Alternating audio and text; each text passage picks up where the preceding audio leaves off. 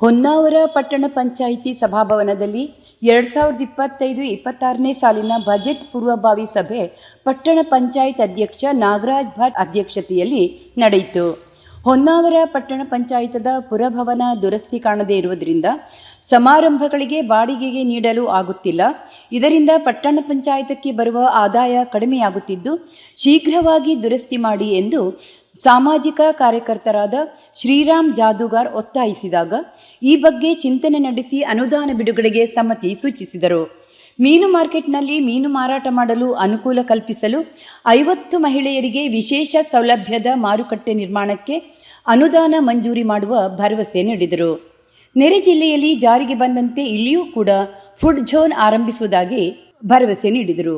ಬಂದರು ಹಾಗೂ ಮಾರ್ಕೆಟ್ನಲ್ಲಿ ಶೌಚಾಲಯ ಅವ್ಯವಸ್ಥೆ ಸರಿಪಡಿಸಲು ಹಳೆಯ ಕಟ್ಟಡ ತೆಗೆದು ಹೊಸದಾಗಿ ನಿರ್ಮಿಸಲಾಗುವುದು ಎಂದು ಮುಖ್ಯಾಧಿಕಾರಿಗಳು ಭರವಸೆ ನೀಡಿದರು.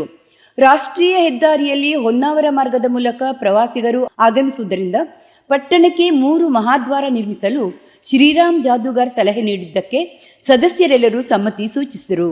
ಸಾಮಾಜಿಕ ಕಾರ್ಯಕರ್ತ ಸಂದೀಪ್ ಪೂಜಾರಿ ಮಾತನಾಡಿ, ತಾಲೂಕಾ ಆಸ್ಪತ್ರೆಗೆ ತೆರಳುವ ಮಾರ್ಗದಲ್ಲಿ ವಿದ್ಯುತ್ ದೀಪದ ವ್ಯವಸ್ಥೆ ಇಲ್ಲದೆ ಪರದಾಡುತ್ತಿದ್ದಾರೆ.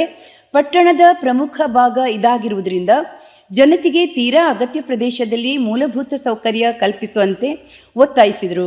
ಶರಾವತಿ ಸೇತುವೆಗೆ ದೀಪ ಅಳವಡಿಸಿರುವುದು ಕರುನಾಡ ವಿಜಯ ಸೇನೆ ಸಂಘಟನೆ ಹೋರಾಟದಿಂದ ಎಂದು ಸಂದೀಪ ಪೂಜಾರಿ ಸಭಾಭವನದಲ್ಲಿ ಹೇಳುತ್ತಿದ್ದಂತೆ ಇದಕ್ಕೆ ಪ್ರತಿಕ್ರಿಯಿಸಿದ ಮುಖ್ಯಾಧಿಕಾರಿಯವರು, ಇದು ಮಾನ್ಯ ನ್ಯಾಯಾಧೀಶರು ಮುತುವರ್ಜಿ ವಹಿಸಿ ಖಡಕ್ಕಾಗಿ ಸೂಚಿಸಿರುವುದರಿಂದ ಶೀಘ್ರವಾಗಿ ಆಗಿರುವುದು ಎಂದು ಉತ್ತರಿಸಿದರು.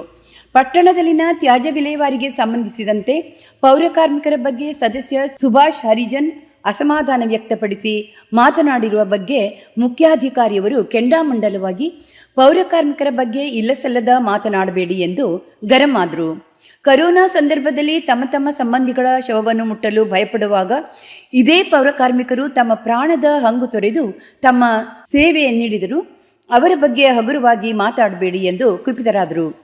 ಈ ಸಂದರ್ಭದಲ್ಲಿ ಪಟ್ಟಣ ಪಂಚಾಯತ್ ಮುಖ್ಯಾಧಿಕಾರಿ ಯೇಸು ಬೆಂಗಳೂರು, ಸ್ಥಾಯಿ ಸಮಿತಿ ಅಧ್ಯಕ್ಷ ಮಹೇಶ್ ಮೆಸ್ತಾ, ಸದಸ್ಯರಾದ ಜೋಸ್ವಿನ್ ಡಯಾಸ್, ಮೀಧಾ ನಾಯ್ಕ್, ನಿಶಾ ಶೇಟ್, ಭಾರತಿ ಭಂಡಾರಿ, ತಾರಾ ನಾಯ್ಕ್, ಭಾಗ್ಯ ಮೆಸ್ತಾ, ಶ್ರೀಪಾದ್ ನಾಯ್ಕ್, ಸುಭಾಷ್ ಹರಿಜನ್, ನಾಮನಿರ್ದೇಶಿತ ಸದಸ್ಯರು, ಪಟ್ಟಣ ಪಂಚಾಯತ್ ಸಿಬ್ಬಂದಿಗಳು ಹಾಗೂ ಸಾರ್ವಜನಿಕರು ಉಪಸ್ಥಿತರಿದ್ದರು.